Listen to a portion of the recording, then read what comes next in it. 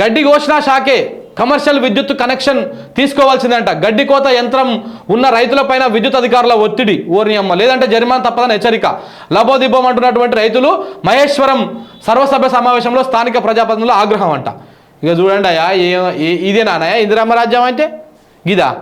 ఇప్పుడు బేసిక్గా ఊర్లల్లో ఎక్కువ కొంతమంది ఈ పాలు వ్యాపారం చేసేటువంటి వాళ్ళు రైతులు ఎక్కువ ఏం చేస్తారంటే గడ్డి కట్ చేసి బర్రెలకు కానీ ఆవులకు కానీ వేస్తూ ఉంటారు. అది కట్టింగ్ చాలా కొంచెం ఇబ్బందికరంగా ఉంటుంది కాబట్టి ఇట్లా మిషన్లను వాడతారు. అలా గడ్డి తీసుకుపోయి అల్ల పెట్టేస్తే ఇట్లా పొల్లు పొల్లు అయ్యి ఇట్లా వస్తుంది అన్నట్టు, మంచిగా ముక్కలు ముక్కలు అయ్యి వస్తుంది. దాన్ని తీసుకుపోయి ఆవులకు కానీ గేదెలకు కానీ వేస్తూ ఉంటారు, బర్రెలకు కానీ వేస్తూ ఉంటే ఇప్పుడు ఈ మిషన్ పెట్టినా కానీ బాయికాడ కమర్షియల్ కనెక్షన్ తీసుకోవాలంట. అది కూడా మళ్ళీ ఇప్పటిదాకా ఏ రైతుకి ఇట్లాంటి సమస్య లేదు కేసీఆర్ పాలనలో.